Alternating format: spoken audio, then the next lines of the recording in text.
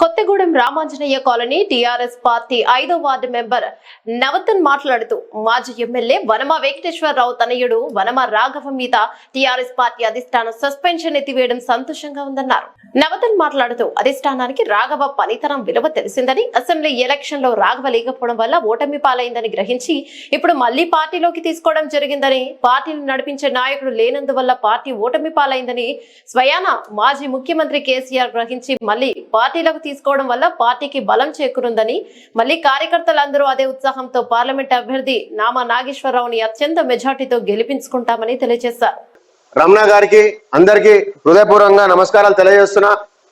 Election లో main గెలవడం కోసం ఎంతో కృషి చేస్తున్న వనమ రాఘవేంద్రరావు గారికి ఈ రోజున సస్పెన్షన్ ఎత్తేసి మళ్ళా యథావిధిగా బాధ్యతలు ఉపయోగించినందుకు అందరికీ పేరు పేరున బీఆర్ఎస్ పార్టీ కార్యకర్తలకి పేరు పేరున మేము ఎంతగా కృషి చేసిన పేరు పేరున అందరికీ బీఆర్ఎస్ పార్టీ కార్యకర్తలందరికీ నమస్కారాలు.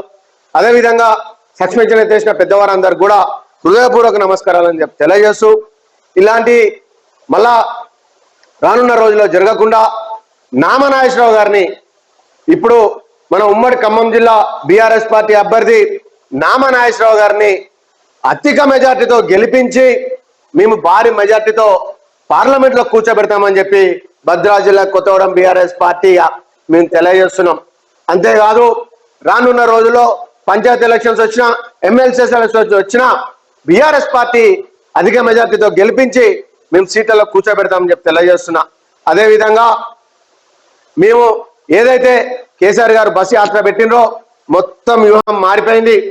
ప్రజలకు తెలిసింది కాంగ్రెస్ పార్టీ ఏదైతే అబద్ధాల కోరి ఉన్నదో ఈ 6 గ్యారంటీలు ఎక్కడ అమలైనాయని చెప్పి నేను తెలియజేస్తున్నా. అదేవిధంగా పథకాలలో 6 గ్యారంటీలలో ఫ్రీ బస్సు తప్ప వేరే ఇంకా 5 అమలు ఎక్కడైనా అని చెప్పి నేను తెలియజేస్తున్నా.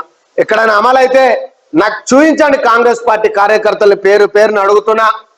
గ్రాఫిక్స్లు చేసి జిమ్మిక్కులు చేసి మా మీద ఉప్పు పోసుడు కాదు, మేము తలంచుకుంటే దానికి కౌంటర్ ఇస్తే మీ కాంగ్రెస్ పార్టీ ఎవ్వరు కూడా తట్టుకోలేడని చెప్పి తెలియజేస్తున్నా. మీ లొసుకులు మా దగ్గర బొచ్చాడున్నాయి, మాకు అవసరం లేదు. మీరు ప్రజలకి మంచి చేయాలనుకుంటే మిమ్మల్ని ఎంచుకుంటారు. ఈ రోజున కేసీఆర్ గారు మీటింగ్ ఏదైతే బస్ యాత్ర పెట్టినో మూకుముడిగా లక్షలాది మందిగా కార్యకర్తలు, లక్షలాది మందిగా కేసీఆర్ గారి అభిమానులు ఎందుకు వస్తారు అని చెప్పి నేను అడుగుతున్నా. అదే మీ తప్పు చేస్తుంటే ఇంతమంది కార్యకర్తలు రారు కదా బయటకు అని చెప్పి నేను తెలియజేస్తున్నా. అర్థం చేసుకోండి మిత్రులారా, ఓటర్ ప్రజాసేనులారా, మీకు తెలియజేసేది ఒకటే, నేను కాంగ్రెస్ మోసపూరిత మాటలకి మీరు మోసపోకండి. మళ్ళీ కేసీఆర్ గారిని గెలిపించండి, కేసీఆర్ గారి అభ్యర్థులను గెలిపించండి, బీఆర్ఎస్ పార్టీ అభ్యర్థులను గెలిపించండి. మళ్ళీ వచ్చిన తర్వాత యథావిధిగా మన పథకాలన్నీ అమలవుతాయని చెప్పి నేను తెలియజేస్తూ, ఆ దమ్ము కేసీఆర్ గారి తప్ప వేరే ఎవరికి లేదని చెప్పి కూడా నేను బీఆర్ఎస్ పార్టీ భద్రాద్రి జిల్లా కొత్తగూడెంగా నేను తెలియజేస్తున్నా.